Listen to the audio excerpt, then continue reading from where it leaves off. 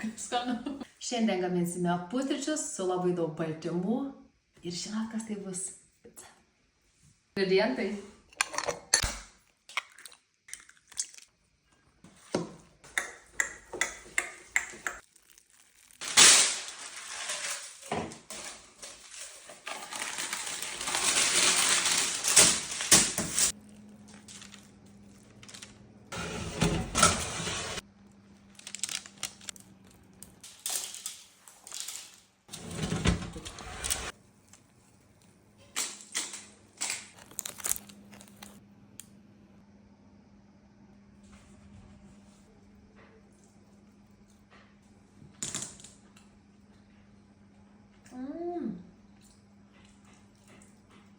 Labai.